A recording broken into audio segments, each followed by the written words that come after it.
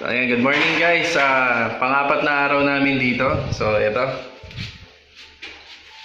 So siya nga pala, nagpapahid na kami rito ng semi-gloss latex. So ayan.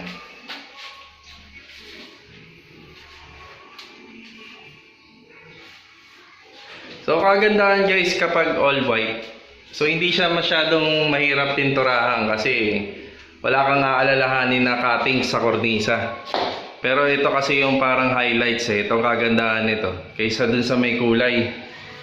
So kapag may kulay kasi ang kornisa na yan, una matrabaho din. Tapos pangalawa, depende rin kasi kapag may kulay yan, mahirap bagayan ng mga gamit.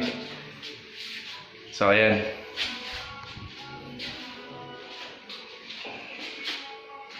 Kintab oh. So ito yung sinasabi ko sa inyo guys, na ang Hardiflex kasi pantay na siya, pure flat na siya compare sa mga walls. So dito ayan, kahit na ito is yung gawa ng mason, hindi na natin ito mahahabol.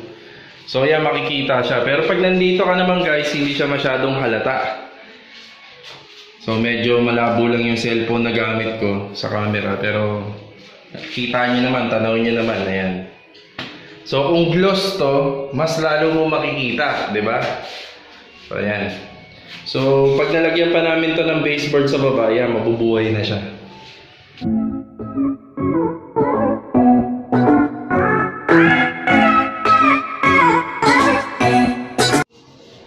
So yung bahay naman guys, kahit na anong ganda ng pagkakapintura niyan, siyempre babagayan mo rin ng mga gamit niyan. Kumbaga, kayong may mga may-ari ng bahay na magpapaganda ng bahay niyo. So yun. So ito nga pala guys, nag-ano na kami rito. Naglilinya na kami ng boardings. Kung makikita nyo, ayan o, may guhit na.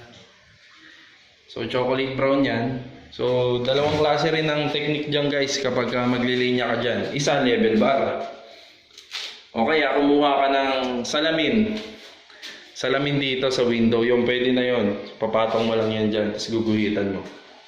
So ayan guys, no, kapag nagpipintura pala tayo, siyempre hindi naman natin makokoberan yung pinto. Medyo matrabaho yan pag kinoberan mo pa yan. So ang gagawin natin, kukutkutin natin yung mga pinagtalsikan ng pintura. Since PVC naman yan, kayang-kaya yan ng paleta. So hindi yan maiiwasan guys, talaga matatalsikan siya. So papakita ko to sa inyo.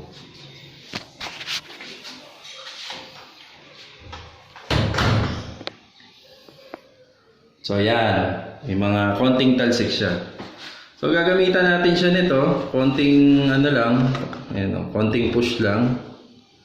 So para hindi rin magasgas. Actually hindi naman niya magagasgas eh, gawa ng parang ano ng blade to. Parang singnipis na. Tingnan natin.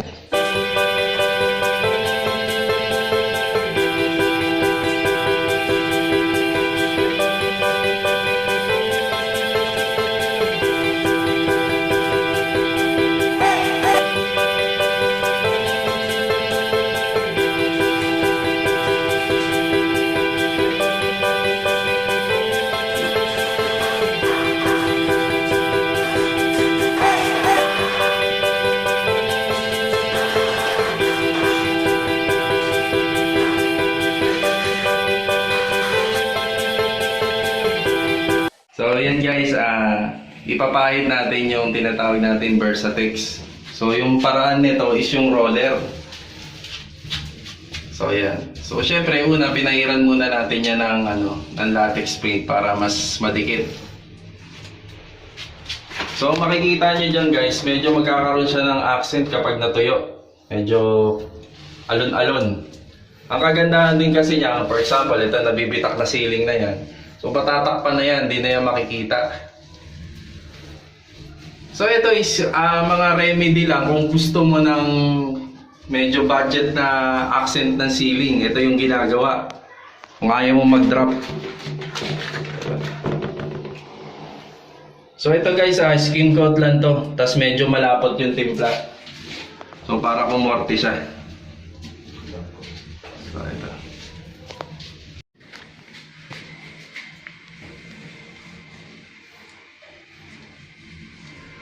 So maganda sana to guys, itong ano na to, boardings nito sa taas ng ceiling ay nakakornisa.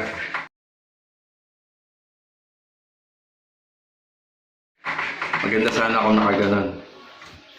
So para buhay na buhay yung pagkakalagay ng Versatex. Yan. So may papakita rin ako sa inyo na video na halos nakapag-finish kami ng ganito. Ang ganda tingnan.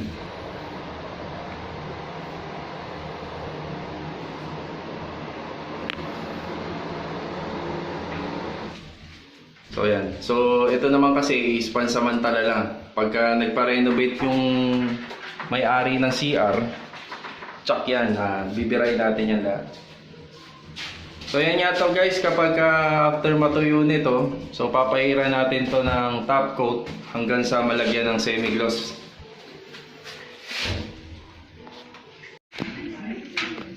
So ayan, nilinisan na ng kasama natin yung dating salamin na nandito.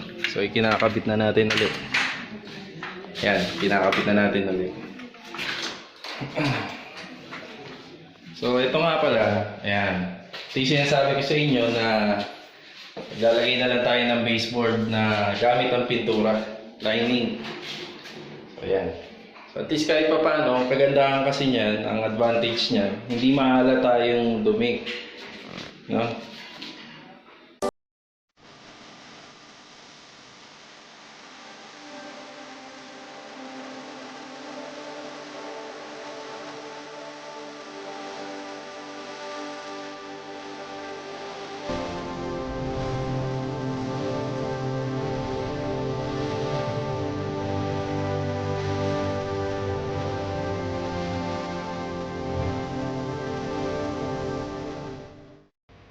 Yes!